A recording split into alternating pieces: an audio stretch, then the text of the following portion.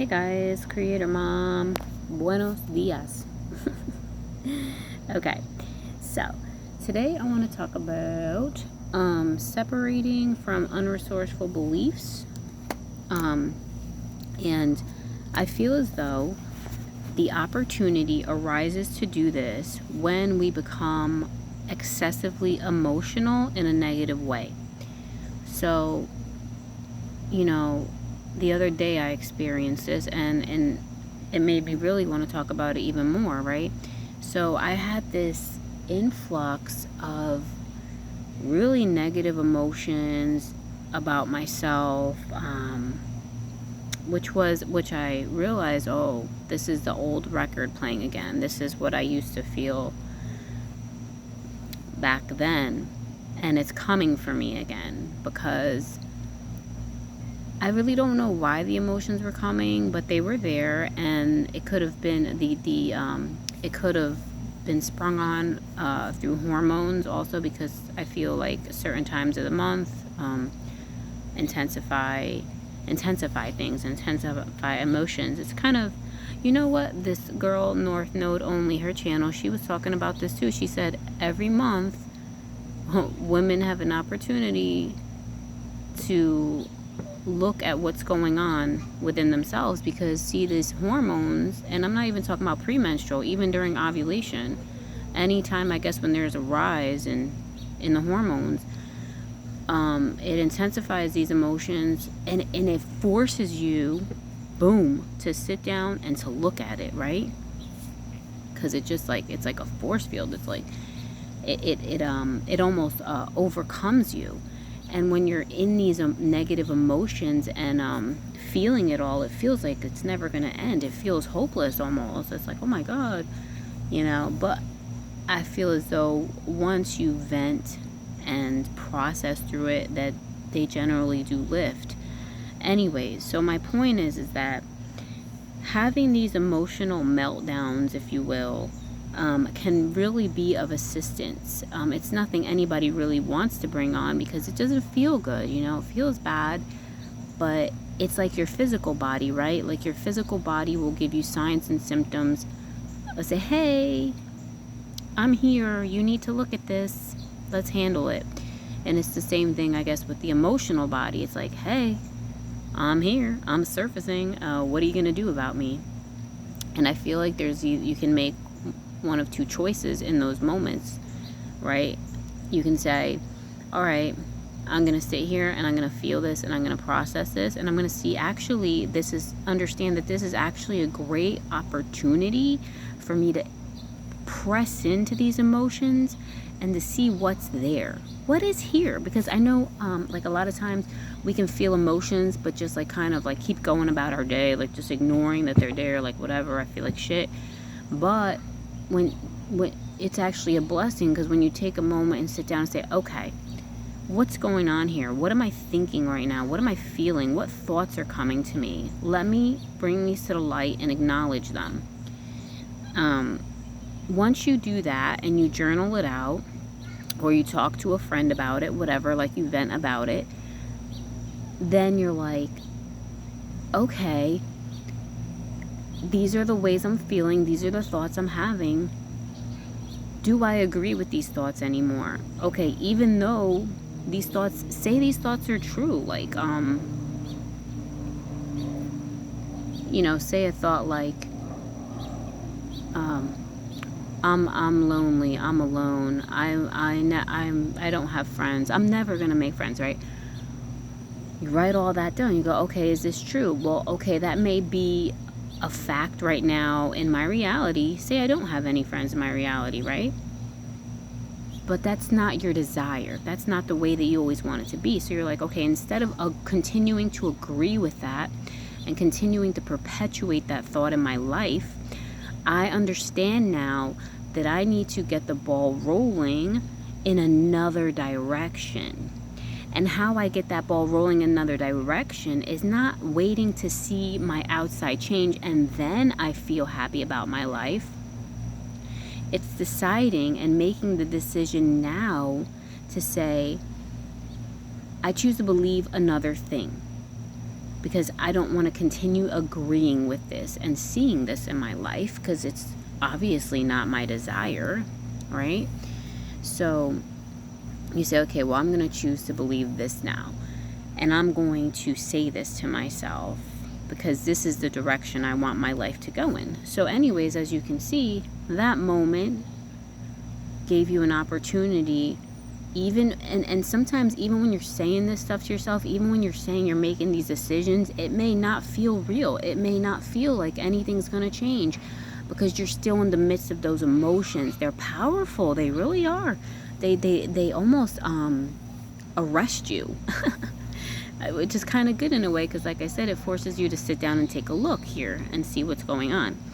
So now I've experienced stuff, but we're all human, and we're going to continue to experience these things, right? Like, as they say, like, no one has arrived or whatever. Not in the way that there may be always, I don't want to say always, because maybe it won't be always, but we may have things come up here and there, emotions come up here and there, say, oh wow, I didn't know that was in there. I didn't know I was thinking like that. I didn't know I was believing that.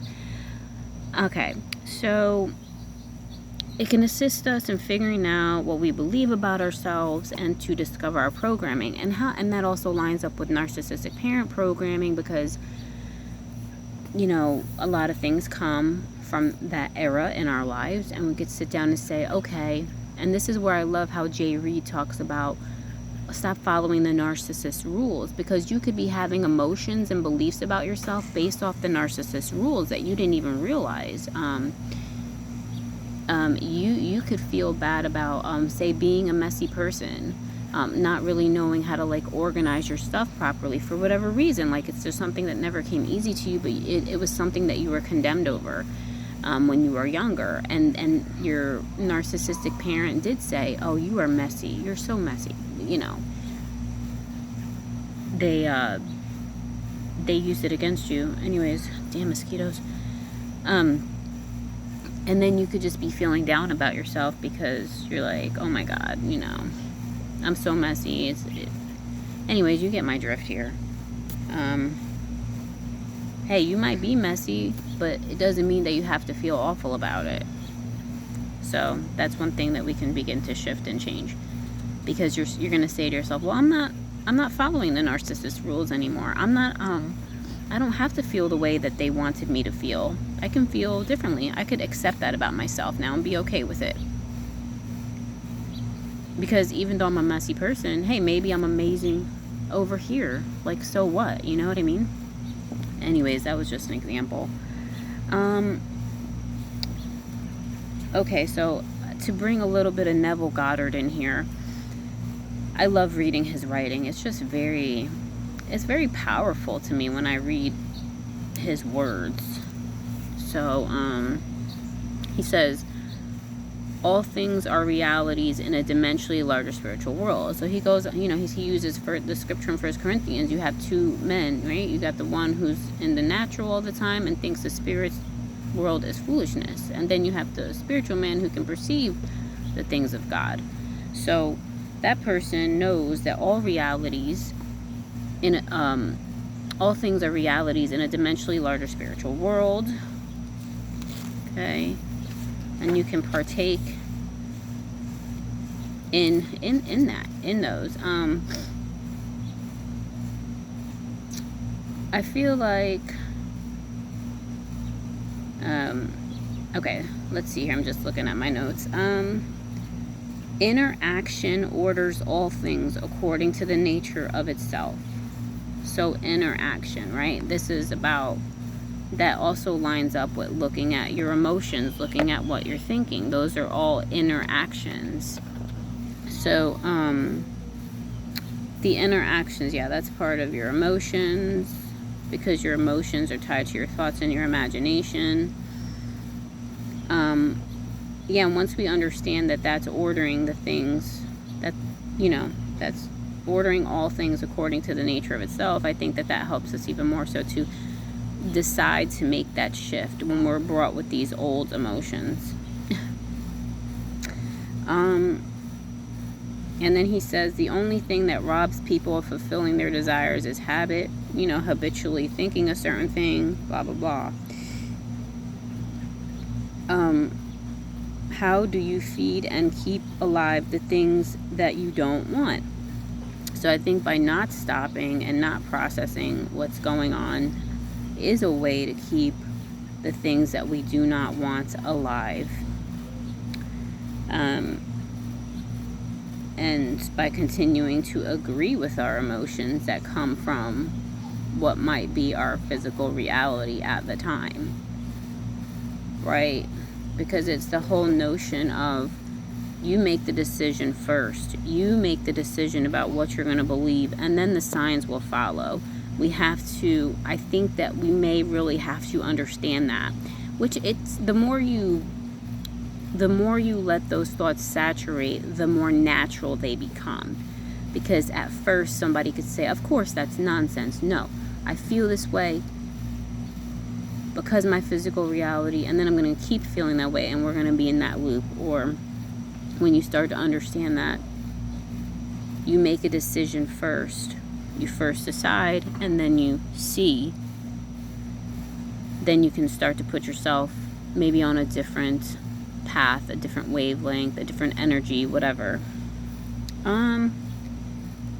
And another last thing that I want to mention is something that makes us more empowered is surrounding ourselves with safe people who understand boundaries, right? So I think that this is a fruit or a result of deciding something different for our lives, of deciding to believe something that is resourceful and that serves us. Why? It's time to stop believing shit that is unresourceful to us, that does not serve us, as they say. It's really true. It's like, holy shit, why would I believe that about myself? That's not going to serve me in any way. Yeah, serve yourself. Serve yourself. Platters and platters of goodness. Why not? You're the only one who's going to do it. It's only you thinking thoughts about you. You get to choose. You get to decide. And it's very empowering. All right. Peace, everyone.